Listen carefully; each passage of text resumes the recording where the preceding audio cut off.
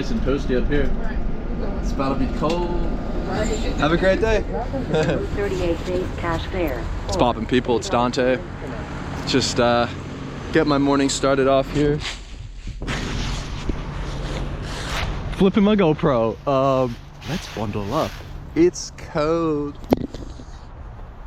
It's a cold. It's a cold. I remember my grandmom, she used to say, it's so cold, it's so cold. Yeah, my grandmom was funny. Anyways, yo, check out the big gulp. I love the big gulp. You can get like an extra big gulp now, can't you? You know those big gulps that they sell at, what is it, 7-Eleven? You can fill it up with a Slurpee. This is a really big pine cone. Yeah, so woo!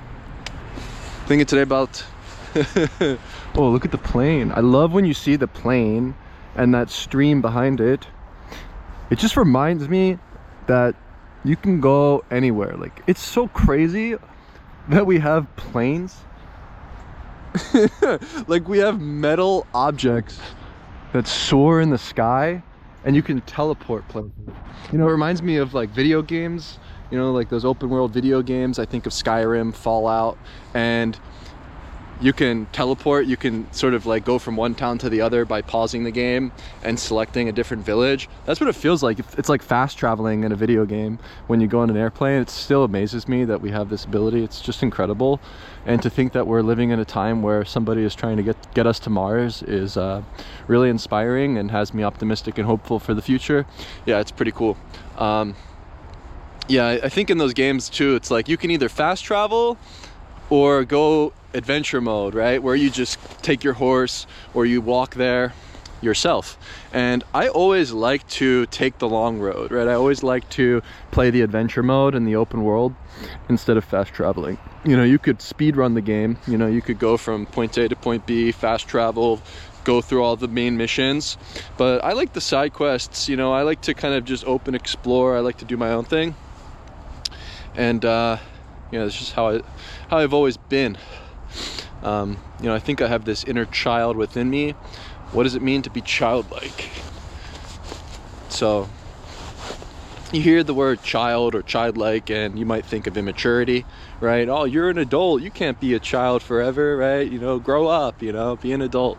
But I don't know. I mean, there's something in me that's just this inner child, right? This open explorer, this free spirit. And yeah, I don't like to be tamed, right? I don't like to be locked away in a cage. You know, even when I ride the bus, I have to stand up, you know, I have to be doing something. Check it out. Should I crawl through the hole? Is the coast clear? Don't tell anyone. I'm sneaking in. Yeah, we snuck through today. Shh, be quiet. Yeah, when I was a boy, I remember exploring in the Wissahickon forest. Oh, look, I have a walking stick. Awesome. Yeah. Yeah, I used to explore in the Wissahickon forest where I would build teepees with sticks, kind of like this one. Yeah, I would build teepees with sticks, bridges with stones, cross streams, blaze my own paths. You know, I used to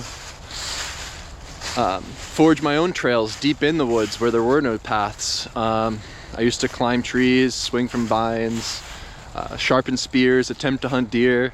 Really explore. Like, I was always just like an explorer, you know. I was always just this kind of explorer in the woods. And what's amazing about working in the park here and returning to nature in a way, it's kind of it's really in alignment with how I was as a child. And personally, I look at everything I do as play instead of work. You know, when I'm photographing, I'm sort of playful, right? I'm experimenting like a child would. You know, when I was a kid, I remember opening up the Nerf guns and trying to make them shoot further, like modifying things, jailbreaking my iPod, you know, downloading Cydia.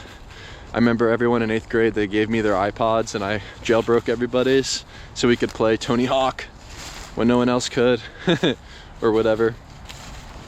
You know, I was always someone who liked to tinker, somebody who liked to explore. And maybe as you get older, society puts on these like expectations for who you should be, how you should behave. And I think this breeds a slave, frankly. I remember this brand in high school, you know, that sort of streetwear brand, Obey. Yeah, I say they should make a brand called Disobey. You know, I think I was always just this inner rebel. You know, early on I viewed public high school kind of like a prison, honestly.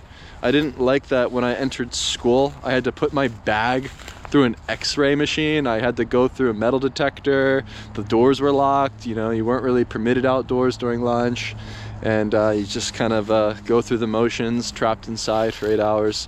Yeah, it never really appealed to me. It never really felt natural. You know, I would try to skip class, sneak out, kind of just go explore in the park nearby. And yeah, that's just how I've always been. I feel like that's still how I am today.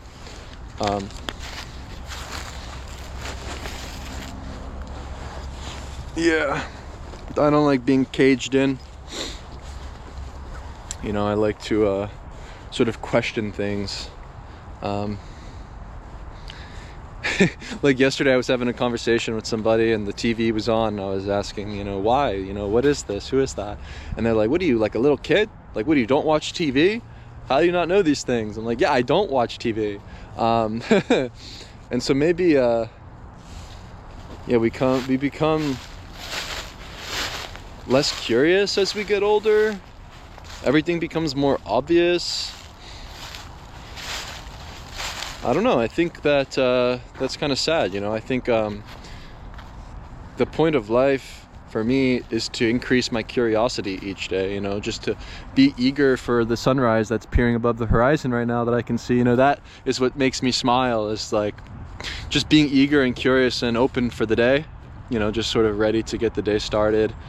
Just curious about what's out there, right? Like, as a photographer, this to me is the ultimate way to be, where, you know, I can stare at this tree for an hour and make pictures of this thing. You know, there's just so much complexity and detail to gaze at, and, you know, to photograph to me is the ultimate life affirmation, right? To put 4 corners around life and to click the shutter is me saying yes to life itself. And yeah, I just never want to become hardened.